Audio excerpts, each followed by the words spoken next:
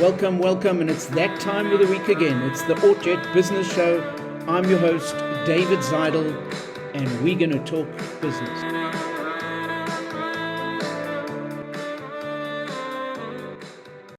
We've got Barry Kaganson, the founder and CEO of Auria Senior Living, joining us. And I'm going to introduce Barry in a second, but I'm going to start off with a business story as I do every time that we meet. In the early 2000s, Netflix was not a streaming company as we know today. It was a very successful DVD by mail order business. Customers loved it, their revenues were going up, and the model worked fantastically well. Then Netflix realized something. They realized that streaming was coming down the line. When it would finally arrive, it would destroy their own business. So instead of trying to protect what was profitable, they made a very bold decision. They invested heavily in streaming, in the new type of business. Even though the technology at that stage was poor, the content was limited, and the move actually hurt their short-term profits. Customers complained, margins dropped, and the analyst was saying, you're destroying your strategy. But Netflix understood a very critical point. If they don't disrupt themselves, then somebody else would disrupt them. And today, as we know, DVDs are gone, and Netflix is a global entertainment platform. The competitors who clung to the old model didn't fare so well. So what's the lesson here? The lesson is, in business, your greatest success can be your greatest risk. And sometimes you've got to give up what you think is your greatest business and your greatest success. Strategy isn't just about doing what works today. It's about having the courage to invest in what will matter tomorrow, even when it's uncomfortable. So the real question for every business leader listening to us today, what part of your business would you need maybe to kill today in order to still be relevant 5 years from now? And that is your Auria business lesson of the day. As I said, we've got Barry in studio with us. Good evening, Barry. Hi, David. Thanks for having me on the show. Finally, I'm pleased that I'm the first for 2026, as you said.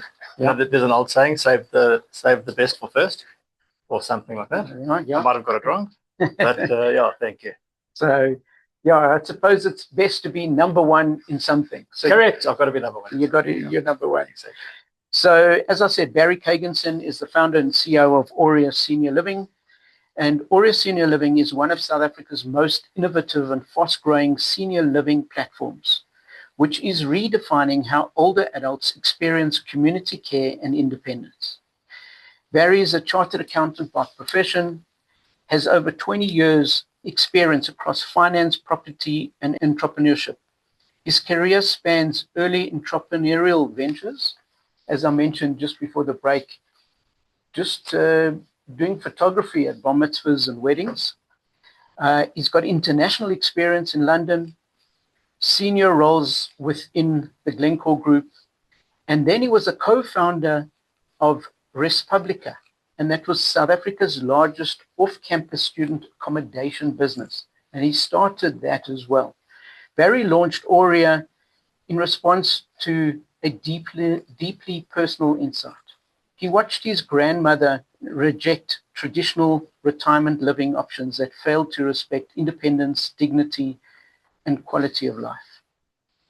Since then, together with his team, he has built and managed senior living communities across South Africa, setting new benchmarks in design, culture, and resident experience. And here are 5 amazing stats about Auria Senior Living. They now have 5 retirement communities in South Africa. They have approximately 1,200 residents. The average age is 82. Approximately 600 staff members. Just think of this. They've got 1,200 residents and 600 staff members. That means that they've got 1 staff member for every 2 residents. They've won 5 international and 2 South African awards for excellence in design and operations. It was founded in 2017 by Barry, and it just got acquired late last year by GrowthPoint. Barry is known for his hands-on leadership style, strong focus on purpose and culture, and belief in truly understanding every detail of your business. Barry brings a rare combination of financial rigor, entrepreneurial thinking, and human-centered leadership. Barry, it's a pleasure to be with us this evening. Before I start asking you the question, and I'm going to ask you the question, how did you start on your entrepreneurial journey? And maybe you can start with, how did you get into the photography business? And did that experience help you grow into what it is today? But we'll do it just after the ad break. Welcome back. You're listening to the Orchard Business Show. I'm David Zidel, and we're about to talk to Barry Kaganson, the founder and CEO of Auria Senior Living at the moment, but a lot more before that. And Barry, just before the break, we were saying that you started at school doing a photography business. So I want to get to the Auria Senior Living, but can you quickly run us through the history, and do you think each thing helped you with the next thing? So you started off with the photography business, and what else did you do that has led you up to where you are today? Yeah, the photography business, we started quite by accident when I was 15 years old. A friend of mine's, some family of a friend of mine asked us to do a video of his daughter's 21st. This was a long time ago. And quite by accident, we got into it. We started doing photography, photos, videos, wedding parties, all that kind of thing. And, before we knew it, we were sort of the go-to. And this was in Cape Town many years ago. And I guess that was my first experience of anything sort of entrepreneurial. But I think anything that you get involved in that's entrepreneurial, actually anything that you get involved in, every single role that you take on, any job you do, is some kind of a building block for the next thing. So you really are learning all the time as you go along in anything that you do. But I think it's also up to the person. You've got to look for opportunities to learn. You know what I mean? You've got to be inquisitive. You've got to be you've got to have an inquiring mind and want to understand things and want to grow in your knowledge and in your expertise. And I think if you do that, then those building blocks are firmly in place for whatever you want to do in life, whether it's entrepreneurial or not. It doesn't really matter. But I think everything is a building block for something else. And as you grow your expertise in certain areas, you start finding other areas where you can succeed and where you actually have a differentiator for yourself. And then you went from that, and what was your next venture that you did? So you went and you studied and became an accountant? Yeah. And then I went in at that time, it was 1998.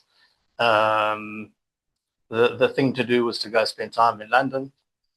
So I did that for a couple of years. And it's interesting, you're speaking about the Netflix. I distinctly remember Netflix in London. It was that DVD service.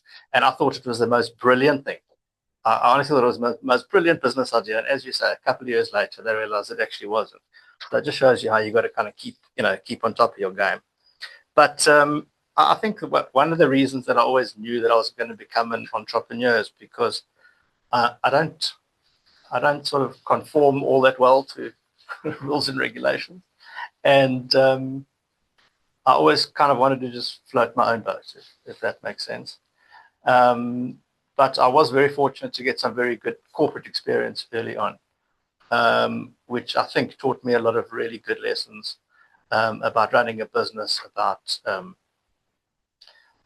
about how to have a sense of urgency, how to be very, very analytical about things, and also, and I think this is very important, how to actually interact with people. And I get disappointed today when I look at the younger generation who work remotely from Teams, on Teams, if you know what I mean, because it's just, there's so much you miss out on. There's so much skill, I think, that you miss out on by not having that daily interaction with people.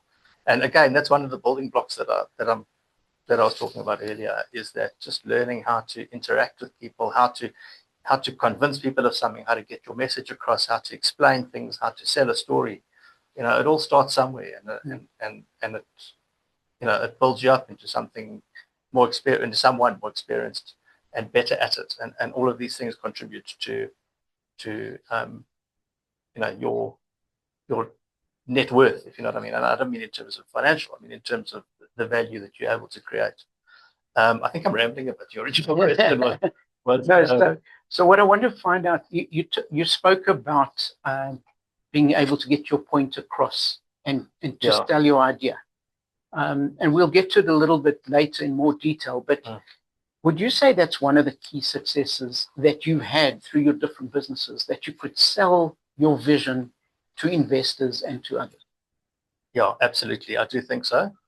And I also think that what's very important is to not be able to sell your vision, but you actually have to sell every aspect of it. So for example, and I always say one of the most important skills at a certain level in a certain type of business is the ability to be able to tell a story with the numbers, because that's actually what is going to get the people that you need to back you to be in your corner. And that's one of the skills that I managed to pick up in my corporate experience, which has stood me in very good stead. So when you say tell a story with the numbers, what is the story that you're trying to get to? That it's worth somebody to invest from the numbers point of view? It could be a number of things, but whatever it is that you're trying to explain to someone, you're trying to get someone to invest in, or whatever it is, you have to kind of be able to relate numbers to your vision, to your plan. And you kind of have to meld it all together in a way that gets people excited and or that gets them to see your point of view and buy into whatever it is that you're saying. So then you went to London, you did some work with Glencore, then you came back and you started, is it a student accommodation business? Yeah. To leapfrog to about late 2000s, I was involved in a property business doing various aspects of property, from finance to sales and valuations and all sorts of stuff. And during the course of that, I met a guy who wanted to start a student housing business, which I knew absolutely nothing about. And he'd already had experience in the industry, whereas I didn't. And I looked at it and I thought, wow, this is like a really great opportunity, because it's something I'd kind of never heard of student accommodation before. This was in 2009. The student accommodation industry now is way different to what it was then. There are lots of players in it. It's quite an established asset class in South Africa, whereas then it was sort of in its infancy. And I looked at it and I thought, oh, this is a great opportunity. So to cut a long story short, I put a little sort of presentation together. Between the two of us, we found a bit of a pipeline of properties that we wanted to buy that we could present to investors, which we did. We managed to raise the money. I'll say that of those properties we presented to investors, we didn't buy one of them, but we did buy others. And yeah, that's how the student housing business started. Are you saying that story, the storytelling, is getting these investors to see where you want to go? Absolutely. With the student accommodation. It's about taking them like through a journey of explanation, starting with why is there an issue? Why is there a shortage of student accommodation? What's happening? How do we address it? What's the global picture?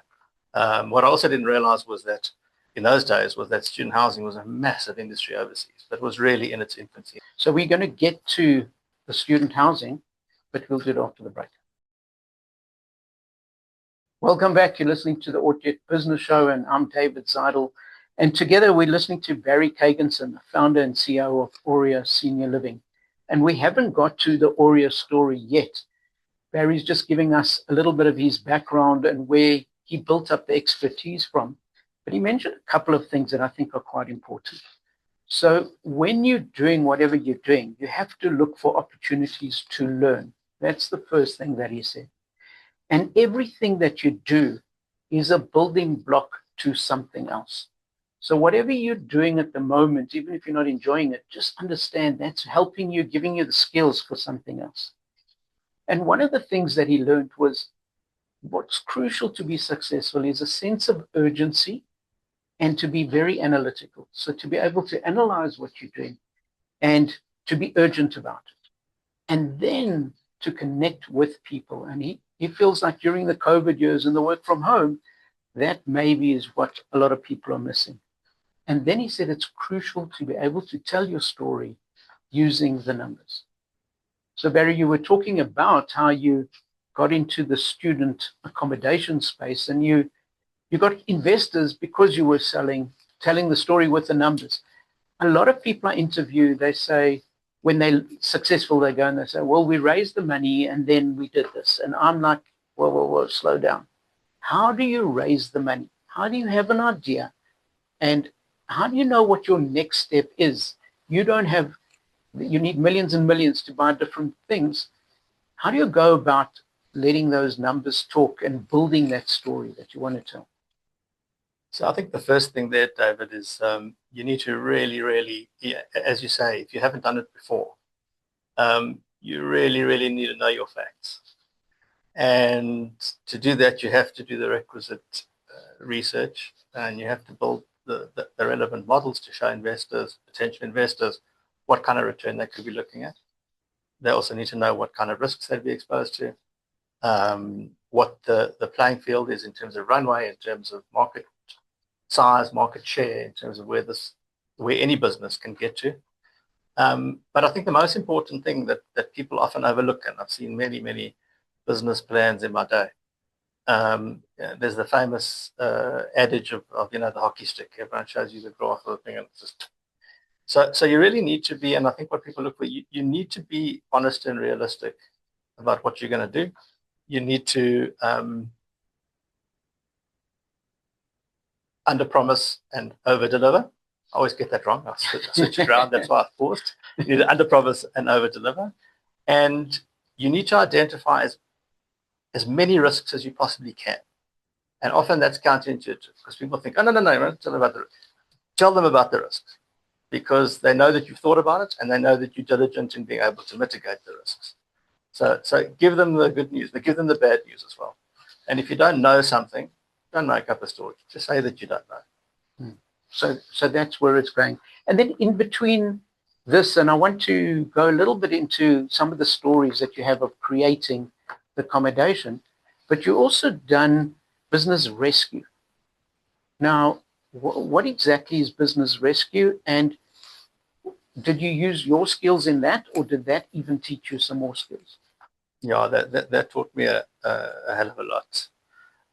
Going into a situation where, so business rescue is part of South African solvency legislation, really, that affords a company a period of time where you're essentially putting like a covering over it where creditors can't take any action, and you can restructure the affairs of the company and try get it profitable again or provide a better result in a liquidation. But in that, as you can imagine, time is never on your side because the businesses are burning money and burning cash, and you've got a whole lot of demotivated and angry employees who aren't sure if they're going to have a job in the near future or aren't sure if they're getting paid even at the end of the month. And then, of course, you've got your lenders and creditors who are banging on the door trying to realize where in the queue they're going to be when this distribution happens, if it happens, or whatever happens. So that's where the analytics and the people skills kind of joins, because you've got to be able to, with limited time and limited information, present them with numbers which you yourself are not quite sure of, and convince them to walk the path with you. So in that regard, I think that gave me a really good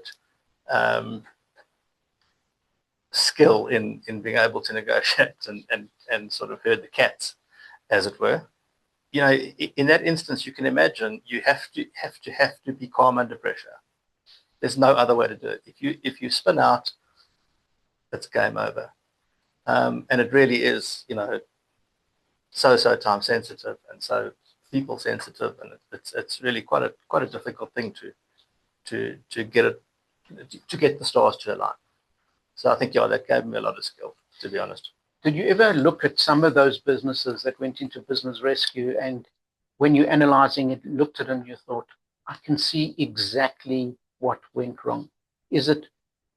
Can you sometimes look and say it's that thing, or is it always a combination of different things? So if I were to say the most common thing, and there's a second one that's slightly less common, the most common thing is failing to pay attention to your financial reporting and your financial numbers, not forecasting correctly, not seeing what's coming down the road, and all of a sudden the surprise hits and it's game over. That is the most common. So it's, in my experience, it was very seldom that I went into a matter like that and found an excellent CFO and an excellent, just, you know, they see the warning signs, whatever it is. So that's the first thing. And the second thing is kind of relates to your Netflix story. It's people not looking forward, looking at the next thing and saying, well, where are we going to be in 2 years' time or 3 years' time or 5 years' time? And there's a surprise out the blue that has a material impact on their market or on their product or whatever it is. So those are really the two main things, I think. Right. Yeah. And getting back now to the student accommodation, because I see that you talk about everything's a building block, and I look at them and say that was a massive building block towards the Auria Senior Living. What did you do differently than maybe student accommodation is normally organized by the universities? What did you do anything different that made it grow so quickly and be as successful as it was? So we did a couple of things. I think the first thing we did was we got on a plane and we went over to the UK. And I can't remember how we did it, but we managed to find a couple of CEOs of these large businesses in the UK. And we went and met with them and they showed us around the operations. And I realized that what was currently being provided here to student accommodation in South Africa was they'd take old office blocks and they'd convert it into like dormitory style accommodation. Boys on the one floor, girls on the next floor, toilets on the one end, kitchen on the other end. And it's like a very old school way to house people. And also you're not really catering to anything other than the bricks and mortar that the student needs to put a bed in to sleep. As you'll know, I mean, you're in the university academic space. Students have a variety of needs. It's not just a bed. And I saw in the UK how they did that reasonably well, but also they didn't do this dormitory thing. They did like little apartments. So we came back here and we bought our first property, which was a hotel in Pretoria, and we converted it into kind of not exactly, but something similar to what we'd seen in the UK, and it was very different to anything else in the private accommodation space that existed in South Africa at the time, in 2009.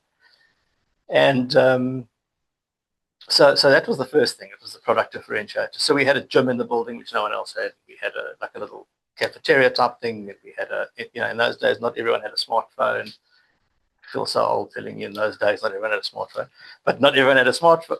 Certainly the students didn't. And so we had like a room with computers in it and internet and all that. And we had some other recreational facilities and whatever. And it was a very different environment. Something students weren't used to at all. And at the time, people were saying, oh, you're student accommodation. That's crazy. I'm sure your students trash the building. And I said, no, they don't. Because if you treat them well, they'll treat you back the same way. And they did. We never had any incidents of vandalism or anything that everyone supposed that students do like at the time. That was the first different thing. The other thing that we did was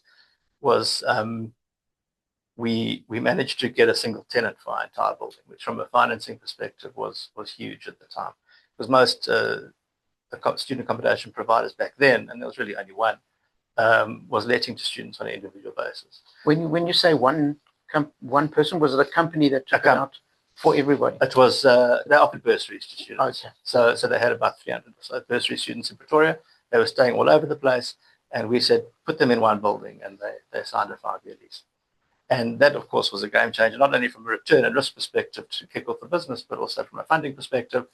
And it actually, because we didn't have to chase 300 students for money, it enabled us to really look at the business and understand what we were doing and see where we were getting it wrong and right and really refine our products a lot more. You said you went over to the UK to see what they're doing there.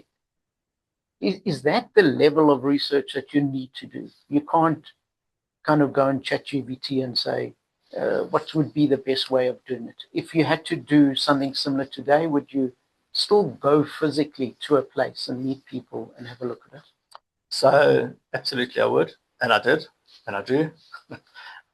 So when we started Auria, we went to Australia and New Zealand for a while, and we met with a couple of the really big players there. In fact, one of them is probably the leading retirement village operator in the world. I'll give you some stats quickly. Is that they listed on the New Zealand Stock Exchange, I think it was in, I stand corrected, about 1998.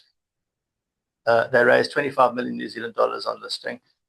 And when we saw them in 2017, the market cap without raising any further money was 7 billion New Zealand dollars. Wow. So now you can imagine what that return is in 20 years. So that's not saving for your own retirement. Yeah, exactly. Never mind. Yeah. So seeing that you've moved on to the Auria senior living space, just talk us through the story with your grandmother and what prompted you to even get into this space. It kind of interlinks with the student housing, because when I started Respublica, or Urban Nest it was called at the time, I really wanted it to be the first choice for any student who didn't get into the on-campus residence, the residence run by the universities. But what happened was we actually became the first choice whether they got into that or not, because our product, as I explained, was just so much better, and it was kind of the same price, and it was like sexier, if you know what I mean. We had a brand, and we had all sorts of things. And it became the first choice. And so much so that, like, at the beginning of one of the registration years, I remember there was a girl and her mother standing on the stairs. They couldn't get into the building was full. There was no more place. And they were both in tears because they couldn't, the daughter couldn't get into the building. And I realized then that I always call it the push versus the pull factor. So the students were always being pushed out of the universities because of lack of space, but they weren't really being pulled into anything. They were just going wherever. But here, all of a sudden, they're actually being pulled into something because they don't want to go to the universities on campus res. So this is the pull. So I'll just park that for a second and answer your question now and stop rambling like I tend to do. But so back to the story about Auria Senior Living and how that started. So my grandmother at the time was in her 90s living in Cape Town. And mentally she was 100%, but physically, obviously, she was in her 90s. She was getting failure. My mother was trying to get her to go to a retirement village or something. But she absolutely point blank refused, because there was nothing that appealed to her. They were exactly what you would, or people would have described as like an old age home back in the day. And I realized that this was this push-pull thing. She was being pushed out of her apartment for reasons of health, safety, whatever. And she wasn't being pulled into anything. So she didn't want to go. And I realized, I thought to myself, but hang on a sec, if you can do something like we did in the student space, but for older people, you'd have the pull factor that we had in the student business. So I started looking into it, and again, same thing, I realized there was this massive industry overseas that I wasn't even aware of. And that's really how Auria Senior Living started. I also observed in that time, from the time that this kind of discussion with her started, the time she passed away, as she got frailer, she went out less, was less engaged, stopped playing bridge as much, and at the end, sort of nothing. And your life tends to sort of shrivel up, and that shouldn't happen to someone. You shouldn't, got to go out with a bang, not a whimper. So it's sort of a confluence of those factors that got me into it. So I think it's amazing, that concept of you had a customer or somebody who wanted to be a customer and they're in tears because they can't be your customer. That to me sounds amazing. Like, if you can get to that level, that's incredible. And then this push-pull aspect, I think, is a very nice way of looking at things. And I get a sense from you of what can you do in your business that is pulling people to it. That it's not, they're not coming to you because they have to. They're coming to you because they want to. So can you take us through what the model is of Auria Senior Living? And maybe even before we get there, tell us how did you come up with the name Senior Living, and why is it senior living and not an old age home? Okay, so I'll start off with the senior living part.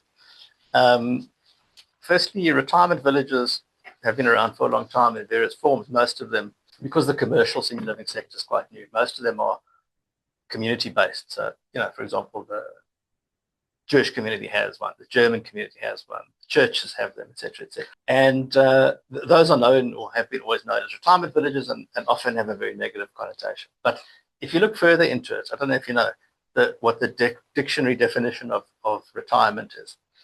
I don't. It's to withdraw from service. That's what it is. That's what retirement means. And I don't believe anyone should ever withdraw from service. You can always add value to somebody, be it your kids, your spouse, your friends, your whoever it is. And you can always have a purpose, and you can always do something, no matter what. And also, retirement is not necessarily an age thing. So you can be retired at 55. Does that mean you should live in a senior living community? No. But you could be working at 85 years old. Does that mean you should be in a senior living community? Absolutely yes. So it's not a question of, are you retired, do you work or not? It's got nothing to do with it. It's about how old you are and what your needs are at that point in your life. And then we'll get into what are the things that you cater for that become the pull factor for the senior living, but we'll do that after the break. Welcome back. I'm David Zidel. You're listening to the Auria Business Show, and we're in discussion with Barry Kaganson, the founder and CEO of Auria Senior Living. And what really struck me, and I'm going to repeat it, and I said it a bit earlier, is when he said he had a customer who was in tears because they couldn't join his business, basically. And it's that pull factor rather than the push factor to come and do business with you. So what, Barry, in your mind, what makes the retirement village business different from all others? So one of the things is that it's probably, and I say probably because I don't know, but I can't think of anything else that's like this. It's one of the only businesses where your customer, we don't call them customers, we call them residents, but it's one of the only business where your customer is using your product, if I can call it that, 24 hours a day, 7 days a week, and for the rest of their life. So that in itself is not only a massive operational aspect, but it's also a huge responsibility for us. People are paying money to be there. They are trusting you with their own safety, health, quality of life, and their children, many of whom are often aren't in the same city or in the same country, are trusting you with their parents' safety, security, and health and care and quality of life. So it's a massive responsibility, and it's a responsibility that doesn't shut off for the December holidays, bills break type of thing. You know, it is a 24/7 business. So you have to actually make sure, in terms of the earlier thing about the pull factor, that pull factor has got to be constant. It's got to be constant. You can imagine if it's got to be constant, and your business is constant. In other words, your business never shuts. The pull factor has got to be there all the time. When you have a problem or a complaint or someone's like, you've got to sort it out immediately. You have to we're kind of in the business of making people happy. we have to make people happy. So I went to one of your residences. It's on the golf course. What's it called? Royal View. The Royal View. Yeah. So in Joburg, you've actually got three. You've got Royal View, you've got the one in Melrose. Melrose Manor, and we've got San Sereno in Bryanston. In Bryanston. Now, I remember going to this one, and you were explaining to me that when you get in the lift, and I was astounded, the lift closes very slowly. It moves up very slowly. And you said it's a setting you put up. And just explain what that is, and maybe you haven't explained it properly. So there's a lot of design factors that go into a senior living community, where it's really just about mobility and about ensuring that people are not, are safe at all times and that kind of thing. How often have you gotten into a lift and you're not 82? But how often have you gotten into, for example, a lift and the door closes suddenly and like kind of whacks you? You know what I mean? Like for someone who's, say, 19, never mind 82, that could be quite a catastrophic event. You know, that fall, maybe break something. And if you look at the statistics around people falling at that age and having hospital visits, there's a massive statistical impact on mortality. So a simple thing, like a lift door closing, can have a massive impact on somebody. So that's just one of the things. So we set the lifts and the doors close very, very, very slowly. And also that jerking motion is taken away. For you and me, it's not a problem if the lift does that. But for someone to be caught off balance and fall, again, it can sort of, cascade into all sorts of other problems. So it's all things like this that you have to be mindful of and be aware of. One of the other things we learned I'm looking here, sitting in the studio at all your acoustic paneling. Same thing. Coffee shops we don't realize it. It's a very, very noisy place. For all the people who are hearing impaired, you've got the coffee machine going, you've got music going, you've got the lady next to you shouting at her daughter on the cell phone. You have to have acoustic treatment to your coffee shops. Otherwise, residents, they just can't even, they battle to hear each other speaking, etc., etc. So you seem like you're obsessed with all these different things. And I know one of the things you showed me, even with the chair, that you added a hold on, that it's easy to move the chair. And I think you put the chair on wheels, so it's easier to move. Yeah. And one of the things you spoke about is management by walking around. So how much of your time are you in the office, and how much time are you actually walking around and trying to see how you can improve things? So that's a good question, because lately I've been in the office too much for my own liking, if that makes sense. It's a product of circumstances rather than intentional. But I'm a big believer, and actually I was reading a book over the holidays about Saul Kersner, and he was also a very big proponent of management by walking around. But really, I spend a lot of time in the communities talking to residents. So one of the big things it's almost a bit of a joke is that I always try to get people to complain to me. I say, how things like, oh no, it's great. No, I'll say, don't tell me it's great. Just tell me what's wrong. And sometimes they'll tell you, and sometimes they'll say they can't think of anything. But you generally always get something, and that's something you've got to pick up on and improve. Yeah, and you'll never get that sitting in an office. And then also you just see things yourself that aren't right. You've got to have an eye for detail. You've got to be absolutely impossible that people think you drive them mad. But at the end of the day, that's what it's all about. Because again, our residents are living in that environment 24/7. So we have to make sure that everything is exactly as it should be.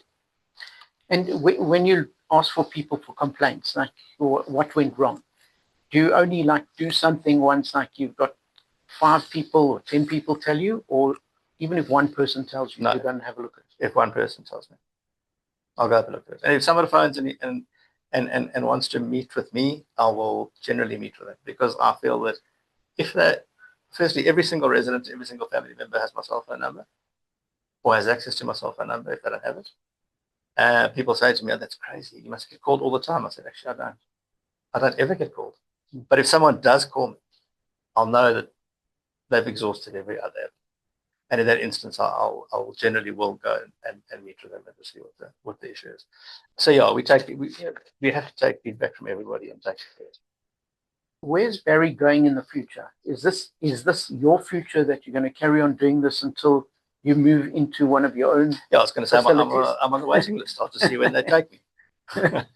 Or have you got other ideas, or is this a building block to something that you don't know yet? So I was asked a similar question when I started Auria, back to the capital raising discussion. In that session, I was asked by one of the potential investors, who actually was the main investor, turned out to be the main investor. He said to me, how much capital do you need? How big do you want this business to get? To be honest, I hadn't thought about it. But the way I answered him was, I said, I actually have no idea. I don't have any aspirations to be X size or whatever. I said, all I actually want to do is be the best at this. And being the best at something will bring you all the opportunities you need, quite frankly, is my view. And that's what I've done. So if you say, well, that's a big time. If you say to me, well, what's next? I'll say we would just continue being the best. I want to continue having the best locations for our communities, because this is very much about, when you ask about the pull, this is very much about location. So people don't want to move far from where they currently are, if that makes sense. So your feeder area for any retirement village, typically 6 to 8 kilometers radius around. And that's true anywhere in the world, number one. And number two, our competition is not really other retirement. Our competition is people's houses. They don't want to move out of their house. Same thing as my grandmother. So you've got to bring the pull. How do you bring the pull? By having an amazing location. So the one you mentioned on the golf course, and we've got one down at the in Sheffield Beach overlooking the sea, and a great residential estate. So location is critical. But it goes back to the point of you just got to have the best. So if it's a marginal location, I don't know, maybe don't do it. So just to prove that you really look at things from that aspect, I mean, in your intro, I mentioned you've won 5 international awards and 2 South African awards for both design and operations. I'm going to ask you in a second, are people now coming to you to see what they should be doing in other countries? And is it something that you're happy to share or not share? Once you've found something, is it something you hold on to, or is it something you're happy to share with? But we'll do that after the break. Welcome back. I'm David Zidel. We're talking to Barry Kaganson, the founder and CEO of Auria Senior Living. And Barry, just before the break, I asked you, you've won all these awards. Are people coming from overseas to see what you're doing so that they can, I was going to say copy, but replicate what you're doing as you did? Are you happy to share what you do, or do you feel like you've got something unique and you have to hold on to it? That's a good question. Interestingly enough, the UK market is somewhat behind South Africa, believe it or not. And then South Africa at the same time is behind the States and Australia and New Zealand, even though those markets are very different in themselves. But I have had someone out from the UK who came to look around and see what we do. I met him and I actually offered him to come, and he did. And I'm very happy to share with people, especially in a different market. I'm not really going to be your competitor, but even locally, I do absolutely show our competitors around. We share ideas, and I've been very fortunate in that I've had the same courtesy afforded to me when I've been to Australia, New Zealand, and the States. People are very, very open to share. In fact, the ex-CEO of Ryman spent an entire half a day with us. He left Ryman. He'd retired, but he came to our hotel when he spent half a day. He didn't know us from a bar, so Christchurch, New Zealand, and he just came to share his experience, his ideas, his philosophy, and it was one of the most beneficial things that I've actually ever done to this day. So, you kind of have to pay that forward. But at the end of the day, this is an industry of helping people. At the end of the day, senior living business is you're taking care of people, you're offering them an enhanced quality of life, and you're not really going to get that by holding on to what you want to hold on to. You have to. Everyone has different experiences of running these operations, and you have to learn from each other to improve. Given your rich history of starting different businesses, involved in different businesses, running Auria Senior Living at the moment, what are some of the lessons or learnings in general that you would like to share with anyone listening to us today? A couple. I think the first one is the primary driver in any business, starting a business or running a business, it should never be financial. It should never be, I want to do X, Y, and Z because you can make X, Y, ABC rands or dollars or whatever it is. It really needs to be something, and again, this is my opinion, but I'm quite strong on it, is that it's got to be something that interests you or excites you. And if you don't do that, you're never going to be fully committed to it. Like when my first corporate job, when we spoke earlier, when I got back from the UK, was in the mining industry, and it never ever appealed to me. There was nothing I found interesting or exciting about it whatsoever. Whereas as this, even student housing and providing environments for people where they can change their lives in some way. To me, it's rewarding, it's interesting, it's exciting. I like the property aspect of it, looking at a development from the ground up, where one day you look at it and say, wow, there was nothing here 2 years ago. So that's very interesting and exciting. The other thing is you have to have a product that really makes a difference to people's lives or solves a problem. I think that's very important. Or that improves people's lives in some way. I guess if you're solving a problem, you by default improving someone's life. So I think that's quite important. And the other thing, as I said earlier, is to just learn as much as possible from everybody in all ways that you possibly can. And 2 other things. The one is purpose. You have to have that purpose that drives you. What are you actually here to do? And it's not to make money. It's something else. And the other one, which I'm an accountant, so I'm quite numbers focused the way I think. And if you'd said to me 10 years ago, what's the importance of company culture? I would have gone, I don't know. It's a nice to have, whatever. I didn't really think much about it ever. But being in Auria I've kind of done a 180 on that. It is the most important thing. So if you ask our residents what's the best part about living in Auria, they won't say the amazing view or nice coffee shop or the activities or the care that we provide if one needs it, whatever. They will talk about our staff and how amazing they make them feel. And that is culture at the end of the day. Mm. And if we took that away, we could have the fanciest of everything. That just wouldn't be what it is.